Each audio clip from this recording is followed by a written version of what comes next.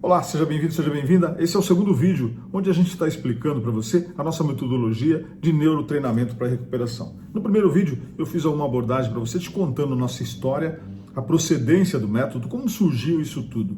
E a nossa base principal do surgimento para essa inovação é a questão atrasada que nós temos dos métodos. Ou seja, muitas pessoas tentam parar, muitas pessoas querem, e eu sei que isso é verdade. Quando elas chegam no consultório, quando elas chegam na clínica, eu sei muito bem a dor que elas passam porque eu passei por isso.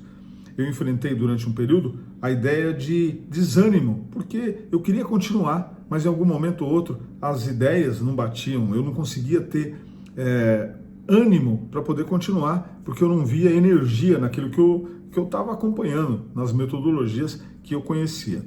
Portanto, isso é um divisor de águas atualmente. Existe a neurociência que pode nos ajudar a descobrir como melhor a gente pode cuidar do nosso cérebro e como melhor a gente pode aproveitar os aprendizados que a ciência faz para colocar em prática no nosso dia a dia, de maneira bastante simples e qualquer pessoa pode fazer. Ninguém gosta se fosse uma metodologia complicada, algo que se tivesse que fazer um esforço, tivesse que ter um compromisso, tudo isso ia te afastar de entender de como funciona o nosso método. Então, agora eu quero te explicar como funciona na prática isso.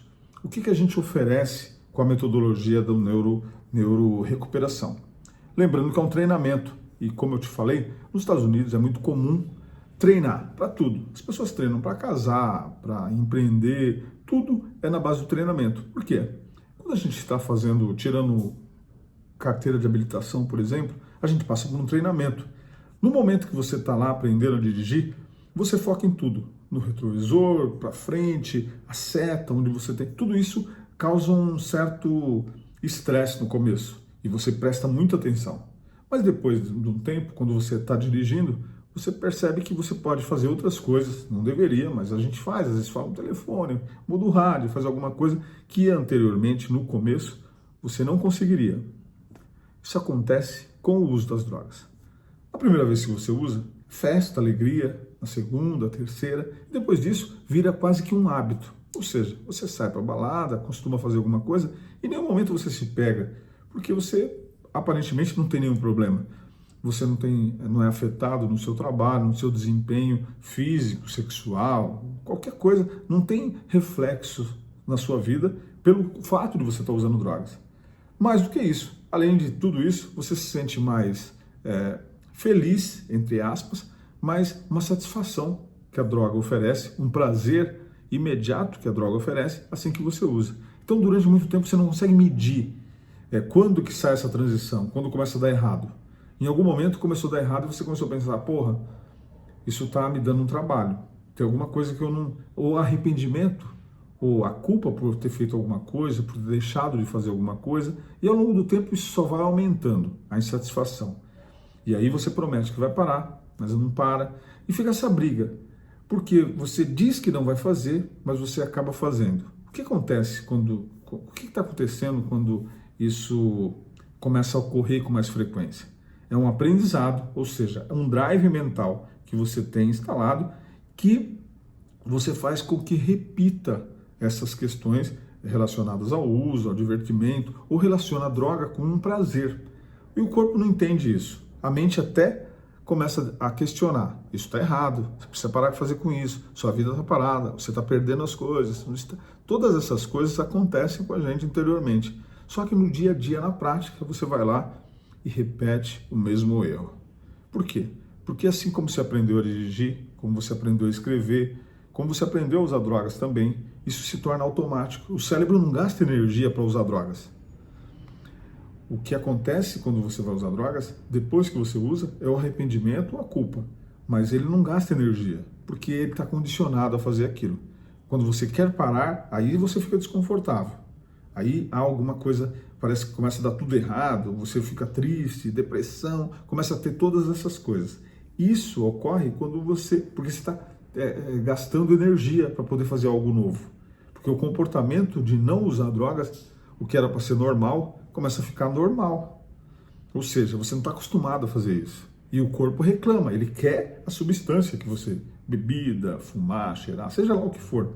Ele vai começar a reclamar porque ele vai exigir que que você faça isso. Então, você percebe que há um confronto? E como é que se chegou a isso? Você percebeu que o nosso cérebro ele tem partes onde aquele caminho que já está sedimentado, a circuitaria mental nossa, aquele caminho onde já está projetado do uso, ele fica mais fácil de fazer. Então, se você não desiste e não fazer algo, ele vai ter que encontrar um novo caminho. Só que esse caminho ainda não está feito. Então, ele vai repetir aquela programação. Então, o neurotreinamento nada mais é do que a construção de novos caminhos neurais, onde você vai aprender a fazer outras coisas. Por meio de várias ferramentas, mais ferramentas ligadas à neuropraticidade, ou seja, nosso cérebro tem capacidade de se moldar. Descobriu-se que o nosso cérebro ele é plástico, ou seja, ele consegue descobrir outros caminhos. Como? Por meio de treinamento, por meio de aprendizado. Então, a repetição com o tempo, para a gente mudar hábitos, geralmente as pessoas falam, 21 dias, 60 dias, 90 dias.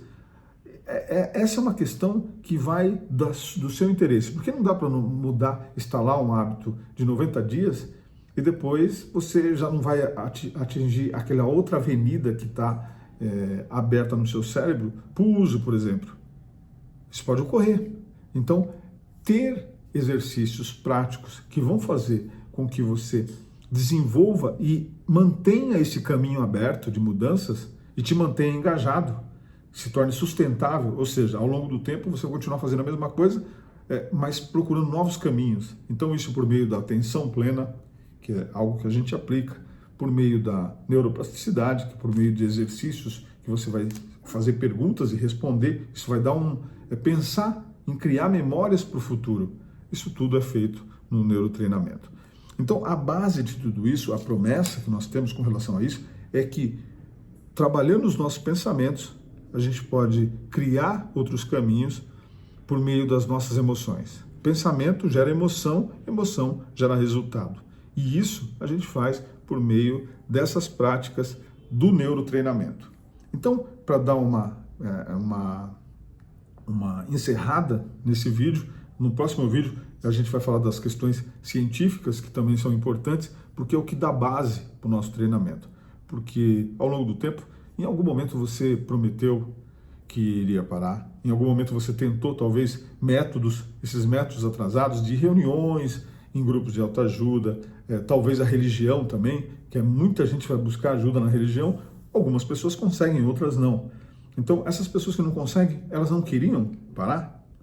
Na verdade elas queriam, elas não descobriram ainda o modo de se adaptar, de como funciona o nosso cérebro, para poder, à medida que eu compreendo de como funciona meu cérebro, eu tenho tendência a colocar em prática os ensinamentos que eu tenho. E a partir daí eu desenvolvo um novo caminho. É isso que a nossa metodologia faz por meio de treinamento.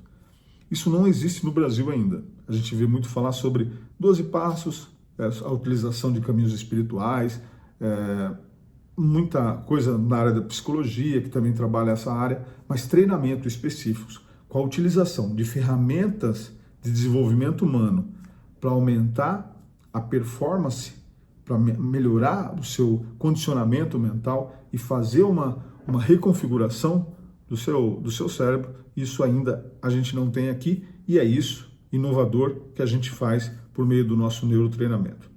Eu espero ter te explicado de forma bastante breve, mas é na prática que funciona.